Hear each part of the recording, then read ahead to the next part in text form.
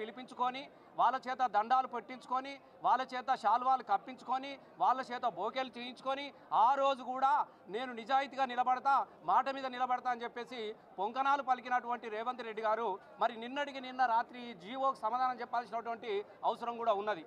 మరి ఆ రోజు చెప్పారు కదా, దేనికోసము వీళ్ళేమన్నా దేశభక్తులా, దేశం కోసం పోరాడుతురా, ఎందుకు అదనపు ప్రదర్శనలకు మనం రేట్లు పెంచుకునే అవకాశం మనం ఎందుకు ఇవ్వాలని మాట్లాడినటువంటి నువ్వు ఇవాళ దిల్ రాజు గారి దిల్లుకి ఎంతగా అమ్ముడు అయినవని చెప్పేసి మేము ప్రశ్నిస్తూ ఉన్నాము. ఇవాళ రెగ్యులర్ షోస్ అంటే కేవలం 4 షోలు ఉంటుంది, morning, matinee, first show, second show ఉంటుంది. కానీ దీనికి ఎగిలివారంగా 4 గంటలకే పోయి గేమ్ చేంజర్ చూడాలంట.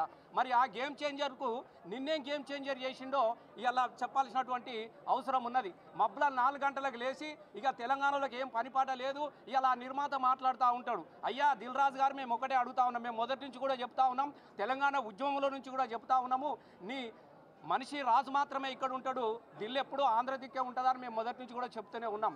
ఇవాళ కూడా గదే మాట్లాడుతూ ఉన్నాం. మొన్నటికి నిజామాబాద్లో ఆయన యొక్క సినిమా సంక్రాంతికి వస్తున్నాం అనే సినిమా ఆడియో ఫంక్షన్లో మాట్లాడినటువంటి మాటలను ఇవాళ తెలంగాణ ప్రజలందరూ కూడా మర్చిపోలేదు.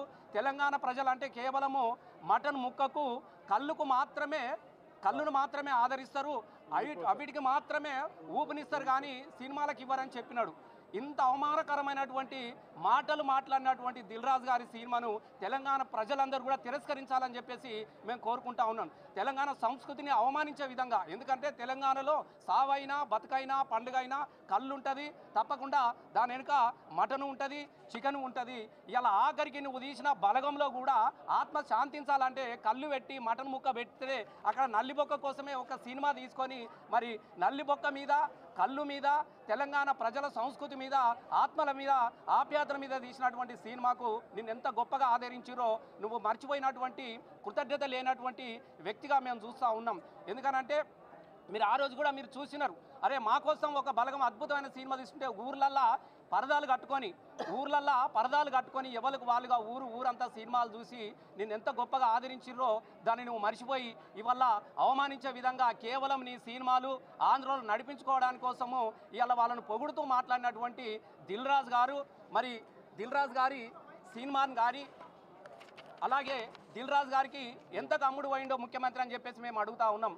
మరి మిగతా 2 షోలు మరి నీ బెనిఫిట్ కోసమో ప్రదర్శిస్తున్నారా అని చెప్పేసి ఇలా తెలంగాణ ప్రజలు కూడా అందరూ అనుమాన పడతా ఉన్నారు. కాబట్టి కనీసము మాట మీద నిలబడ్డటువంటి వ్యక్తి ఇలా ఎవ్వరు ప్రశ్నించినా కూడా, ఎవ్వరు అడిగినా కూడా ఏదో ఒక దానిలో ఇరికియడము, కేసులు పెట్టేదాని మీద ఉన్నటువంటి శ్రద్ధ, 6 గ్యారంటీలు అమలు చేసే దాని మీద పెట్టినటువంటి శ్రద్ధ కేవలం ప్రశ్నించే వాళ్ళ మీదనే పెడుతూ ఇలా తెలంగాణను ఒక అయోమయానికి గురి చేస్తూ తెలంగాణను ఆగం చేస్తున్నటువంటి ముఖ్యమంత్రి వైఖరిని మనం అందరం కూడా ఖండిద్దాం. ఖచ్చితంగా తెలంగాణ ప్రజలకు మాట మీద నిలబడలేనటువంటి ముఖ్యమంత్రి గారి మాటను మనం అందరం కూడా తిరస్కరించాలి. ఇలా అదనపు షోలు ఎవరి కోసము, ఎవరి బెనిఫిట్ కోసము ఇలా ప్రదర్శిస్తూ ఉన్నారో ఆ సినిమాటోగ్రఫీ మంత్రి పాపం ఆయనకి ఎట్టయినా విలువ లేదు, ఆయన ఏం మాట్లాడుతుండో ఆయనకే తెలియదు. ఆయన కూడా మస్తు మాట్లాడిండు, పానం పోయినా పర్వాలేదు, తలకా ఎగిపడ్డా పర్వాలేదు, అదనపు షోకు అవకాశం ఇచ్చేది లేదన్నటువంటి మాట్లాడినటువంటి మరి మంత్రి గారు, ముఖ్యమంత్రి గారికి ఇలా ఈ రోజు వరకు ఇవాళ వాళ్ళిద్దరు కూడా సమాధానం చెప్పాల్సినటువంటి అవసరం ఉన్నది.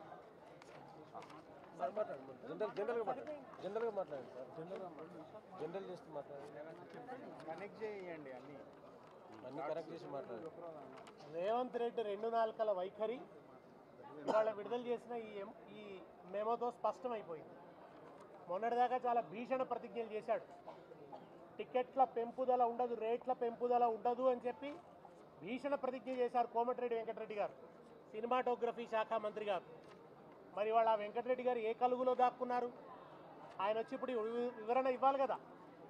ఎందుకు గేమ్ చేంజర్ సినిమా విషయానికి వచ్చేటప్పటికీ మీరు రేట్ల పెంపుదలకు ఎందుకు అవకాశం ఇచ్చారు, ఎందుకు మెమో జారీ చేశారు, ఆయన ఒక్కడికి ప్రత్యేకమైన ప్రివిలేజ్ ఏమిటి, ఎవరికి ప్రివిలేజ్లు ఉండవు అని అసెంబ్లీలో ప్రకటించారు గౌరవ ముఖ్యమంత్రి గారు. మరి గేమ్ చేంజర్కి ఎందుకు ఈ ప్రివిలేజ్, ఎందుకని ఈ ప్రివిలేజ్ ఇస్తున్నారు? నిజానికి దిల్ రాజు అని ఆయన ఎప్పుడు కూడా తెలంగాణ ఉద్యమంలో కలిసి వచ్చిన వ్యక్తి కాదు. ఆయన ఏ ఒక్కరోజు కూడా తెలంగాణ ప్రజలకు అండదండగా నిలబడ్డ వ్యక్తి కాదు. ఆయన కూడా నిజామాబాద్లో మాట్లాడుతూ తెలంగాణ కల్చర్ను అవమానించాడు. ఆయనకు ఆంధ్రాలో సినిమా విడుదల చేస్తే వైబ్ ఉంటుందట, తెలంగాణలో విడుదల చేస్తే వైబ్ ఉంటలేదట. అయితే తెలంగాణలో సినిమాలు మానుకోని ఆయన దిల్ రాజు, నువ్వు సినిమాలు మానుకొని కళ్ళు మాంసం దుకాణం పెట్టుకో, ఇక్కడ కూడా నీకు వైబ్ ఉంటుంది. నీకు కావాల్సింది వైబ్ కదా, ఇక్కడ సినిమాలకు వైబ్ ఉండదు అంటున్నావు కదా, సినిమా వ్యాపారం ఇక్కడ మానుకో. మరి ఎందుకు రేవంత్ రెడ్డి గారిని పట్టుకొని వాళ్ళ టికెట్ల రేట్లు పెంపుదల, నైజాంలో టికెట్ రేట్లు పెంచడానికి అనుకూలంగా ఆర్డర్ ఎందుకు తెచ్చుకున్నావు దిల్ రాజు గారు? ఇది దిల్ రాజు గారు జవాబు చెప్పాలి. సినిమాటోగ్రఫీ శాఖ మంత్రి కోమటిరెడ్డి వెంకటరెడ్డి గారు చెప్పాలి. ఆయన్నే ప్రకటించాడు విస్పష్టంగా, టికెట్ల రేట్ల పెంపుదల ఉండదు అని చెప్పి ఆయన స్పష్టంగా ప్రకటించాడు. కనుక మీరు రెండు నాలుకల ధోరణి, ఒకరి పట్ల ఒక న్యాయం, ఇంకొకరి పట్ల ఇంకో న్యాయం. ఒకవైపు పేద ప్రజల జేబులు లూటీ చేయొద్దు అన్నాడు రేవంత్ రెడ్డి, సినిమాలు విడుదలైతే టికెట్ల రేట్లు పెంచి జేబులు లూటీ చేయొద్దని మాట్లాడారు, పేద ప్రజలు నష్టపోతున్నారని మాట్లాడారు. ఇన్ని మాటలు మాట్లాడి ఎందుకు ఇప్పుడు నాలుక మరలేసినారు అంటే, ఈయన పూటకొక మాట మాట్లాడతాడు, ఒక్కో సందర్భంలో ఒక్కో మాట మాట్లాడతాడు. ఈయనకి దేని మీద కూడా ఒక స్టాండ్ అంటూ ఉండదు. నిజాయితీ లేని మంత్రి అనడానికి ఇంతకంటే పెద్ద సాక్ష్యం అవసరం లేదు. Thank you. మాట్లాడండి, మహిళలు మాట్లాడండి.